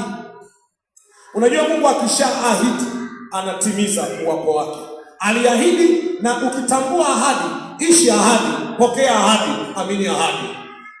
Ukishikia ahadi aliyokuahidi Bwana, ishi hiyo ahadi, amini hiyo ahadi, pokea hiyo ahadi. Mungu aliahidi utamiliki mlango wa adui. Iamini ahadi, ipokee ahadi, iishi ahadi, uwe na imani juu ya hiyo ahadi na uitake iweze kutimia kwenye maisha yako. Kuna wakati watu hawadai ahadi zao, hata kama Mungu ameahidi. Mungu akishaahidi, ukimkumbusha juu ya ahadi yake, anatimiza. Ndio maana Musa alikuwa anamwambia Mungu ahadi aliyoahidi kwamba sio kuangamiza Waisraeli, ila ni kuwafikisha Kanaani. Hapa ni Kanaani, kama wataishia hapa. Akimkumbusha, Mungu anatenda. Ukiwa unasimama na ahadi za Mungu, Mungu amekuahidi kukulisisha mlango wa adui. Ukiona maadui wanakumiliki, wanakutawala, nenda kwa Mungu kuwahamisha maadui, kwa sababu una haki. Maana pia Mungu anatazama ahadi yake na anaikuza ahadi yake kuliko jina lake. Zaburi 138 mstari wa 2, Mungu anakuza ahadi yake kuliko hata jina lake. Ikiwa wewe utatambua ile ahadi ni haki yako, utasimama nayo. Jambo lingine, ili uweze kumiliki, ondoa mabaki yote yaliyokalia nafasi. Ondoa mabaki yote. Ondoa mabaki yote. Biblia inasema kitabu cha Yoshua 23:12 hadi 13, na ile Hesabu 33:51 hadi 56. Yoshua 23:12 hadi 13, Hesabu 33:51 hadi 55. Biblia inaeleza, msishirikiane nao, msioane nao, msije mkageuka kwa njia yote mkashikamana nao. Ndipo hao mliowabakiza watakuwa kikwazo, watakuwa maadui, watakuwa tanzi, watakuwa mwiba, watakuwa mjeredi, watakuwa vichogo, na watawasumbueni katika nchi mnayoikaa. Wakati wana wa Israeli wanaenda kumiliki mlango wa adui zao, ndio kule Israeli, kule Misri na kule Kanaani. Walipofika kule Kanaani, kulikuwa na oda walioondoka nayo kwamba mtakapofika kule Kanaani, mtayamiliki majeshi makubwa, mtawamiliki wenye nguvu kuliko nyinyi, mtatawala, lakini msibakize mabaki, msichangamane nao, mshikamane nao. Hakikisheni mnavunja, mnaharibu, mnawateketeza, mwafukuze, mwaondoe, msibakize mabaki. Sasa wewe unamfukuza adui kwenye miliki, lakini kuna mabaki ya tabia za kule kule. Hakuna tofauti baina yako na wao. Unamfukuza vipi? Inawezekana wao ni waasi, mwafukuze waasi, alafu wewe unashirikiana nao katika matendo yao ya uasi, alafu wewe unawafukuza. Unawafukuzaje? Hutapata ujasiri, hutapata nguvu ya kukusapoti. Ni kama kusema kwa jina la Yesu anahubiriwa na Paulo, lakini huna ushirika na Yesu wewe. Haitasaidia. aliwaambia wana wa Israeli watakapofika kwenye nchi ya Kanaani, mazingatio mojawapo waliokuwa wamepewa ni kuhakikisha hawabakizi mabaki. Ndio maana kwenye kitabu cha Hesabu 33 mstari ule wa 55 na 56, 55 nasema, lakini kama hutaki kuwafukuza wenyeji wa nchi, mimi nami siwafukuzi. Nini maana yake? Ni voluntary. Wewe mwenyewe unaamua kuwafukuza au hutaki. Akisema kama hamtaki, liko ndani ya uwezo wako kuwafukuza au kuendelea kubaki nao. Lakini anasema ila kama hutaki kuwafukuza, usifikiri mimi nitawafukuza, na mimi nawaacha wawe mwiba, wawe mgeredi, wawe sindano machoni, wawe tanzi, wawe kikwazo. Mstari wa 56, kama nilivyokusudia kuwatenda wao, nitakutenda wewe. Mungu amekusudia kuwatenda nini hao maadui? Amekusudia mabaya juu yao, alafu wewe wafukuzi. Anasema kama nilivyokusudia kuwatenda wao, nitakutenda wewe. Ama watakusumbueni katika hiyo nchi mnayoikaa hata mtakapoangamia. Yaani kama mtaki kuwafukuza, nitawaacha na wataendelea kuwa wasumbufu. Unajua kama umepewa nafasi ya kumiliki mlango wa adui, halafu utakuta maadui kawaacha pale, wao hawafurahii kumiliki mji wao. Wao hawafurahii wewe kumiliki. Wale waliowaacha kama mabaki watasema huyu jamaa alikuja kutuvamia kweli. Hivi kweli tunalizika lile shamba mlichukua? Haiwezekani. Watakutesi, watakutabishi, watakukwamisha. Lazima upate watu wa aina ya watu wa Israeli waliofika Kanaani wakaanza kushambulia Gilgali. Kanisani lazima tuwapate watu wanaochukia mabaki, wanaochukia kumwacha Mkanani kuishi ndani ya Israeli, wanaochukia Mgirigashi na Mamoni na Muhivi kubaki kwenye miliki zao. Maana wanajua kabisa tukimwacha miliki, hawa maadui wanajua sisi ni wahamiaji haramu. Tukiwaacha huku wanatuita sisi wahamiaji haramu, watarizika tuendelee kumonopolize hapa. Hawatakubali. Miliki mlango wa adui zako kwa kutambua. Mwisho kabisa, tunayo nafasi ya kufungua yaliyokuwa yamefungwa na adui na kufunga yale aliyokuwa ameyafungulia adui. Baada ya kuondoa mabaki, fungua aliyokuwa ameyafunga adui. Fungua, anza maombi ya kufungua vilivyofungwa. Kwa lugha nyingine ni kuanza kupanda yale ambayo unataka upande. Na umeng'oa yaliyokwisha kupandwa na adui, unaanza kusimika, unaanza kupanda. Kwa hiyo lazima ushughulike kufungua vifungo. Umepewa nafasi hiyo. Unaweza ukawa unalalamika, lakini Mungu anasema wewe unaanza kufungua. Musa analalamika, mbele kuna bahari, nyuma yuko Farao. Mungu akamwambia, una nini mkononi? Ninafungua. Sasa unafanya kazi gani? Fungua. Fungua bahari, watu waende. Sina nini. Maji hakuna. Una nini mkononi? Nafungua. Nenda kwenye mwamba, uambie mwamba utoe maji. Piga mwamba, kafungua mwamba utoe maji. Mimi na hakika hata wewe Mungu hajakuacha hivi hivi. Mungu amekuachia ufunguo. Mungu hajakuacha hivi hivi. Utapokea nguvu kisha kuajilia juu ya Roho Mtakatifu. Unazofungua. Neno la Mungu nalo ufunuo, una ushuhuda, una damu ya Yesu imekukomboa, imekutakasa. Una wokovu, tayari unazofungua. Ni kazi kwako. Usiruhusu adui kuendelea kukalia vitu vyako. Hii ni ahadi tuliyopewa na Bwana.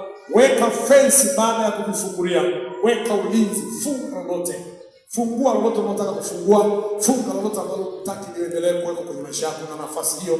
Na ndio maana baada ya mtumishi wa Mungu Joshua kuongoza majeshi kuangusha ukuta wa Yeriko kwa kuzunguka tukufuata maelekezo, baada ya kuangusha ukuta alifunga yapo. Ile Joshua 6:26 akasema, itakuwa atakayeanza kujenga msingi huu ataweka msingi kwa kufiliwa na mwanae wa kwanza, and then atafanya finishing kwa kufiliwa na mtoto wake wa mwisho. Aliweka ukuta, neno la kiapo, alifunga asije akaweka mtu tena wa kuibua hili tatizo, atakaye kuja kulianzisha hili afe, aangamie. Huyu atakaye kuja kuanza kujenga tena boma la utumwa, boma la kuzuia uchumi wako, boma la kuharibu hatua zako. Lazima unapomfungua mtu kutoka kwenye mfungo umwekee fensi. Una nafasi ya kuwafungua ndugu zako kwa ufunguo uliopewa. Unaweza ukaamua kuifunga roho ya ulevi ukaamua kuifunga roho ya magonjwa yanayokuwa endelevu, unaweza kuifunga hiyo tabia, hiyo hali inayokumba ndoa, inayokumba uchumi, vitu vilivyoshikiliwa unaweza kuvifungulia vipate kuwa huru. Naomba tusimame.